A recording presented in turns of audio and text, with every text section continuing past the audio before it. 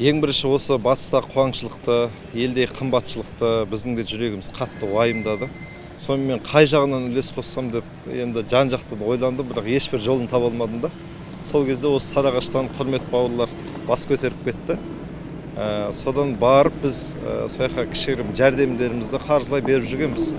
Бірақ сол жерде бір жиналыс болып қалды. Бүкіл мына қтж-ның темір жолының вице-президенті келіп, осы вагондарды шешуге жиналысқа келіп жатыр екен. Соған дайындалып осы Шымкенттен бір машинамен бардық. Сонымен үстінен түсіп, Шымкенттен вагон шештік қой, қысқасы. Сонымен олар таңғалды, мегаполис, қала 10 вагон шөп толтыра аласың ба деп. Сонымен айттық, еліміз ғой біз, Шымкенттің айналасында қаншама ауылдар бар. Егер жетпесе, қолмен орамыз. Болмаса елден садақа сұраймыз, жәрдем тілейміз. Біз оңтүстік болып қиналған кезде де батыс бізге аз жәрдем берген жоқ. Солған бір енді қайтарым деуге болмайды. Қай қазақ қиналса да бір қазақ көмектесу керек қой. Сол үшін жатқымыз кемеді. Шымкенттің айналасындағы ауылдардың бәрін ұйымдастырдық. Сонымен ең бірінші Сайрам ауданында Құтарыс деген ауылдан бастадық. Елдің арасында жүріп үйме үй аралап шөп сұрадық. Сөйтіп солай жиналдық. Енді 10 вагонның тірлігі 10 миллионның жобасында екен, 10 миллион теңгенің жобасында екен. Бірақ бізге енді қаржылай да көмек керек болды. Сондықтан Каспий Голд нөмірін жариялап, елден садақа сұрадық. Ең қуанарлығы осы Шымкент қаласында қайырымдылық қорлар бар. Қарекет қоры, Рахым нұры, Жәннәтіл Фердауси, Василия қоры, Жария қоры, Мұғжиза қоры, Сәл-Сәбил қоры. Осы кісілердің бәрі әрқайсысы 200 мыңнан қордан бөлді ғой бізге. Сондықтан ол бір үлкен демеу болды. Сол ақшаға біз шөп алып бастадық. Одан кейін елге жариялаған Каспий Голд нөмірімізге 5 миллионнан артық ақша түсті. Соны Аллаға шүкір 10 вагонға түгел жеткізіп жатырмыз. Бүгін міне Құдай қаласа 13 вагон толып жатыр. Ертең азымдат жолға шығады. Осы тірліктің аясында барлық атсалысқан азаматтарға, қайырымдылық қорларға, анау Жетісай Мақтаралдан 1-2 ауыл жиналып 665 мың теңге аударды. Сайрам ауданында Оразалиев деген ауыл 218 мың теңге. Жанындағы Шіркін ауылы 500 пресс бөлек шөп берді, және 115 мың теңге ақшалай қаржы берді. Одан кейін мынау ең көп өндірген Ақтас 2 ауылы, ол ауылда 100 үй бар, бірақ 1100 престі тегін берді. Одан кейін үстінен садақа ақшасын берді. Одан кейін ең арзан бағада бізге шөп беріп жатыр. Қазір 10 вагонның толуына үлкен үлес қосып жатыр. Енді бір қуанарлығы бұл тек шөп жинау, бір тек малды шөпке тойдыра салу емес, бұл үлкен бірліктің бастамасы болды. Бүкіл Қазақстан жұмыл бір тірлікке, бір жағадан бас, бір жеңнен қол шығарған кезде бұндай көріністерді біз көп болды ғой көрмегелі. Тек осындай басымызға қиындық келген кезде ғана көреміз де бір-біріміздің бірлігімізді.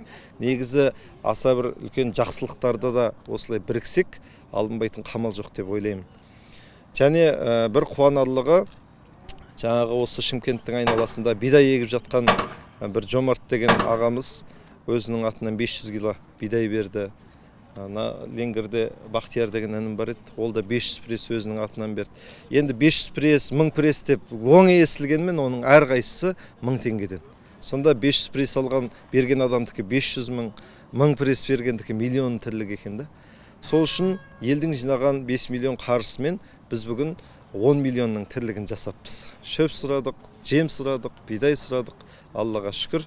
Енді осы темір жолдың вице-президенті мегаполистен қалай 10 вагон толтыра аласыңдар ма деген күдігін емін-еркін бастық деп ойлаймыз. Бұл біздің батысқа кішігірім ғана көмегіміз. Біз түгел малды толық қамтамасыз етіп, бүкіл малдарын қыстан шығарып саламыз деп уәде берген жоқпыз. Біз осы тірлікке бастама болайық, бүкіл Қазақстанды көтерейік деп.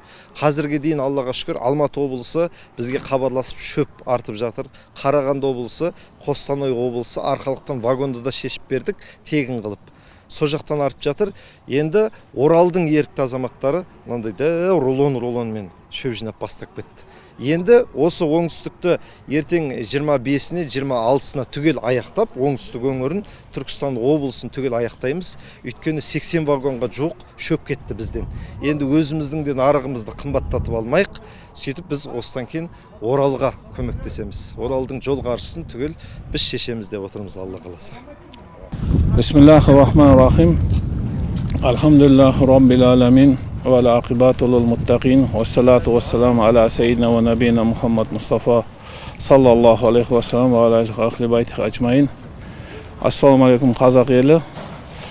Мен айтпақшы болған нәрсе, осы құрғақшылық басталған кезде мына құрмет бауырымыз алдымен бастады осыны. Шөп орып, көпшілікті соған шақырып. Сол кезде маған бір ой келді. Бұл жалғыз бала болса, жас бала. Ол алды ары барса бір 20 адам жинар, 50 адам жинар. Бұман проблема шешіле ме екен? Бұл мемлекеттік деңгейде орындалатын жұмыс еді. Бұл қалай болады деп соған күмәнмен қарадым мен өзім. Одан кейін басқа кісілерде де көбі осындай ой қалыптасты. Бірақ та біз бірінен ұмытпауымыз керек бір нәрсені. Қандай да бір жұмыс Алла разылығы үшін болса, ол әлбетте ол жалғасын табады және өте оңай болады. Себебі Алла разылығы үшін басталған жұмыс еш уақытта тоқтап қалмайды. Алланың өзі оған жәрдемші болады. Мына құрмет бауырымыздың ниеті бір андай қожа көрсінге болмаса бір хайп жинау үшін емес, Алла разылығы үшін басталған екен. Мына құрмет бауырымыз бастаған нәрсені қазір Алланың қалауымен бүкіл Қазақстан жалғастыруда.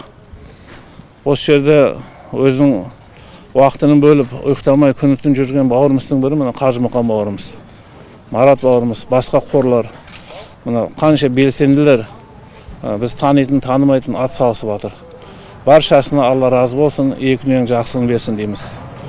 Осы егерде әрбір қазақ менің бауырым, әрбір қазақ үшін менің жаным ашиды деген ниетпен жұмыс істесек, біздің жұмысымыз әлбетте оңай болады. Алла Тағала бізге жеңілдік береді. Баршаңызға Алла разы болсын.